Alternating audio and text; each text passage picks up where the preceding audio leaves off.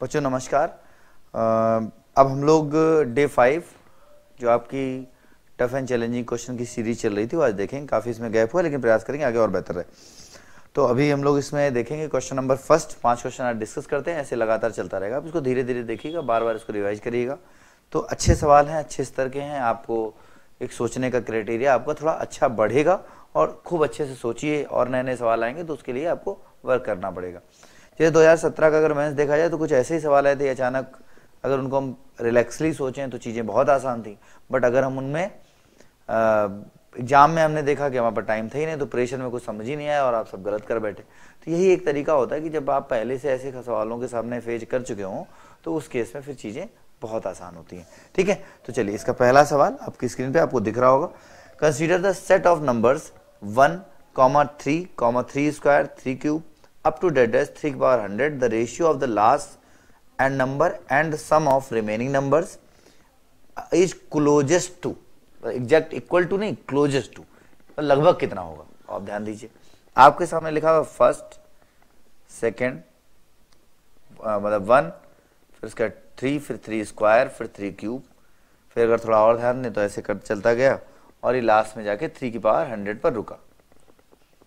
अगर आप ध्यान दें तो आपसे कहा गया कि आप ऐसा करिए कि the ratio of last number, ये आपका लास्ट नंबर हो गया, तो इससे ठीक पहले नंबर कौन सा होगा, 3 की पावर 99। तो कह रहा है the last number and the sum of remaining number, sum of remaining number, ये आपसे पूछा जा रहा है। तो आपसे कहा जा रहा है the ratio of the last number and the sum of remaining number. तो लास्ट नंबर 3 की पावर 100। अब आप इसको हटा दो तो रिमेनिंग नंबर यहां से लेकर यहां तक, अगर यहां से लेकर यहां तक रिमेनिंग नंबर इनका सब देखा जाए तो जीपी बन रही है। तो ए अगर आर देखा जाए तो 3 चल रहा है, तो आपका हो जाएगा ए मतलब 1 ब्रैकेट आर की पावर एन, तो 3 की पावर 100, क्योंकि 1 फिर 2 3 और 99 पे 100 हो जाएगा, -1 अपॉन आर -1 मतलब आपका हो जाएगा 3 - 1। थोड़ा ध्यान दें तो ये 2 ऊपर चला जाएगा और एक स्टेप इसको देखें तो आपका हो जाएगा 3 की पावर 100 इंटू 2 अपॉन 3 की पावर 100 -1।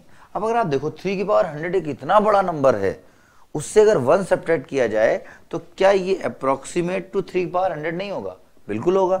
अगर होगा तो ये दोनों पार्ट अप्रोक्सीमेटली कैंसिल आउट हो जाएंगे। तो मतलब रिजल्ट क्या आ जाएगा, एग्जैक्ट 2 नहीं आएगा, 2 से थोड़ा कम ज्यादा होगा और वैसे ही उसने आपसे पूछा है, तो इसका आंसर होगा 2। बात आप समझ पा रहे हैं, क्लियर है? तो आप देखें उससे कहा था last number sum of the remaining number, तो ये बातें आपको समझ में आ गई। बस यहाँ जो रिमेनिंग नंबर की सीरीज थी जो हमने यहाँ सम किया उसमें हमने जीपी का प्रयोग किया। बात आप समझ गए? चलिए नेक्स्ट क्वेश्चन की तरफ बढ़ते हैं। आप देखिए, मैं इसको तब तक इरेज करता हूँ। नेक्स्ट क्वेश्चन आपकी स्क्रीन पे, तब तक उसको देखिए। कह रहा है इन द फिगर बिलो जैसा बना हुआ है, और मैं फिगर बनाता हूँ फिर आपको ये क्वेश्चन समझा पाऊंगा। आपसे कह रहा है इन द फिगर, एक फिगर है आपके सामने इस तरह से, ये आपका ए है, ये आपका बी है, ये आपका डी है और ये आपका पॉइंट सी, ये मिलाया गया। आपसे कह रहा है ये आपका जो एंगल है A B equals to A C equals to C D, A B equals to A C equals to C D if angle A D B, if angle A D B equals to 20 degree. What is the angle B A D? B A D आपसे पूछा जा रहा है। बहुत सरल और simple सवाल। अगर आप देखें तो यहाँ आइसोसेलेस बन रहा है, ये आपका एंगल 20 डिग्री हो जाएगा, ये आपका एक्सटीरियर 20 तो ये कितना हो जाएगा 40। अगर ये आपका 40 हो जाएगा तो ये दोनों फिर से आइसोसेलेस, तो ये 40 तो ये वाला भी 40। अगर आप देखें तो 40 40 80, तो बचा कितना 100। तो आंसर हो जाएगा एंगल बी ए डी के लिए, एंगल बी ए डी के लिए कि that is equal to 120 degree. तो ये आपका आंसर आ जाएगा। बात आप समझ रहे हैं? तो चीजें आपको क्लियर हो रही, एकदम ईमानदारी से देखिए, समझने का प्रयास करिए और अच्छे से करिए। अगला सवाल है, नेक्स्ट क्वेश्चन की तरफ बढ़ते हैं। छोटे छोटे सवाल हैं आज 5, फिर ऐसे स्टेटस धीरे धीरे हम लोग का स्टेज बढ़ता जाएगा, लगातार हम लोग करते जाएंगे। क्वेश्चन नंबर 3 देखिए। 3 नंबर क्वेश्चन है ट्राइंगल एबीसी। एक ट्राइंगल आपका है एबीसी,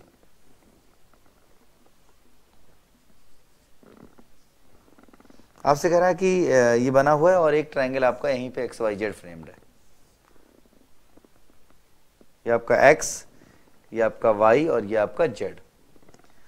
कह रहा triangle A B C, triangle X Y Z equilateral, दोनों इक्विलेटर हैं। अगर ये दोनों इक्विलेटर हैं तो ये आपका एंगल 60 होगा, ये आपके सब 60 के हो जाएंगे।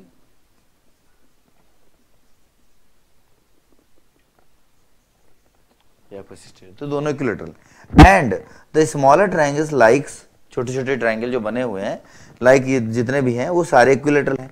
Find the area of M N Q R M, जबकि आपको बताया गया था कि जो ट्रायंगल बड़े वाले हैं उनकी साइड 54 है। अच्छा, मतलब अगर बीसी की साइड की बात करें तो दैट इज 54। अब आप थोड़ा ध्यान दें, अगर ये भी इक्विलेटरल है तो ये 60 का होगा। भाई आपका नाम रखा गया M N O P Q और आर और आर एम, ठीक है। तो आपसे कहा गया कि भाई यहां पर इक्विलेटर बन रहा है, तो अगर ये इक्विलेटर बन रहा है तो ये आपका 60 होगा, ये भी 60 होगा। तो अगर आप किसको x मान लेते हैं तो ये भी x होगा और ये भी x होगा, बिल्कुल सही। फिर आप यहां अगर आप थोड़ा और आगे बढ़ो तो ये एक रेगुलर हेक्सागोन बन जाएगा MNOPQ। इस कंडीशन में क्योंकि ये 120 है, इसके सारे एंगल 120 120 120 बनेंगे, और रेगुलर हेक्सागोन की खास बात होती है कि उसके सारे एंगल 120 होते हैं। तो अगर ये x है तो ये अपने आप x होगा, ये x, फिर आप वापस हो ये भी x, ऐसे चलता है एक रेगुलर हेक्सागोन। तो ये x, फिर ये x, फिर ये x, सब x हो जाएंगे। तो जो रेगुलर हेक्सागोन बनने वाला है उसकी ऑल साइड्स जो होंगी वो x के बराबर होंगी। फिर आप वापस इधर आओ, अगर ये 60 है तो ये भी 60 होगा और ये भी 60 होगा। तो ये अगर x है तो ये वाला भी x होगा। अब कहने का मतलब अगर आप पूरा BC एक साथ देखो तो आपको वो 3x दिखाई देगा, मतलब x बराबर 18 आ गया। और अगर x बराबर 18 आ गया तो अब अगर आपसे जो आपका हेक्सागोन है MNOPQ और R, इसका एरिया पूछा जा रहा है तो ये बराबर हो जाएगा 6 इंटू √3/4 और A², दैट इज 18 स्क्वायर।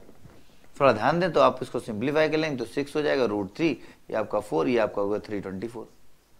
इसको एलिमिनेट करिए तो ये आपका 3 हो गया, ये आपका 2 हो गया। ये आप देखें तो आपका हो जाएगा 3√3 और ये 16 और 2, 3 का मल्टीप्लाई कर दीजिए तो 6 8 4 और ये आपका √3, तो आपका हो गया 486 √3। आंसर हो गया बी वाला। बात आप समझ गए? कहने का मतलब ये हुआ कि ये एक रेगुलर हेक्सागोन बनेगा क्योंकि आपके सारे एंगल 120 बन रहे हैं, ये इक्विलेटर बना, इक्विलेटर बना। ऐसे और भी सवाल आते हैं जिनमें आपको इक्विलेटर ट्राइंगल के कॉर्नर्स को कट करके रेगुलर हेक्सागोन की बात की है। ये लगभग उससे मिलता जुलता सवाल है, तो थोड़ा सरल सवाल था। अब हम अगले क्वेश्चन की तरफ बढ़ते हैं। अगला क्वेश्चन देखिए, विरेज कर रहा हूं मैं।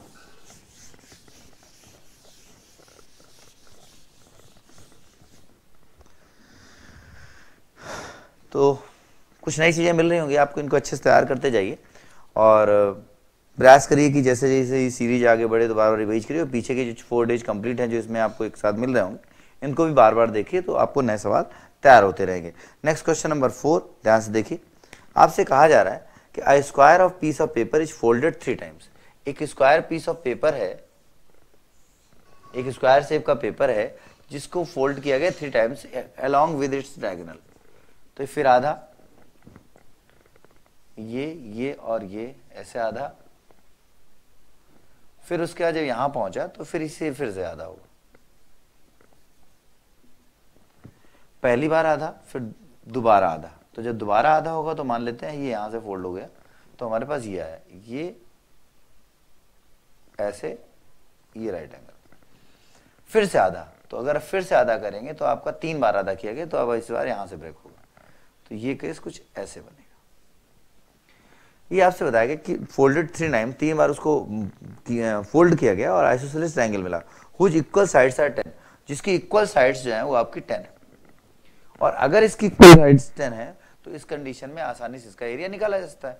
और अगर इसका एरिया आप निकाल लोगे तो 1/2 10 × 10, तो ये आपका आ जाएगा 50।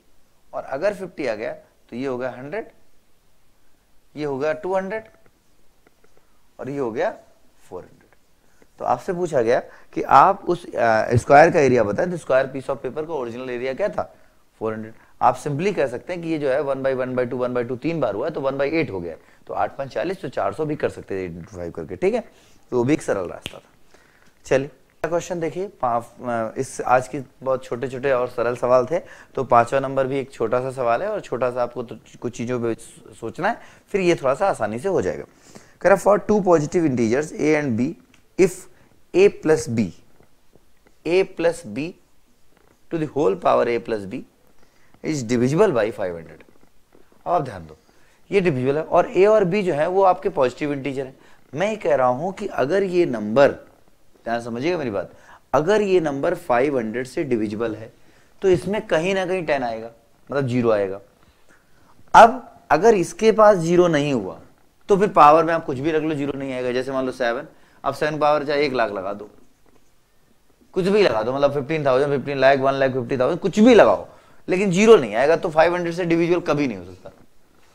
मतलब ये हुआ कि जब अगर आप भले ही कुछ भी लिख लें, 2 3 0, एक 0 होना चाहिए, और अगर एक 0 हुआ तो पावर में आप कुछ भी रखोगे तो 0 ये बढ़ते चले जाएंगे, तो 500 से डिविजिबिलिटी की संभावना है।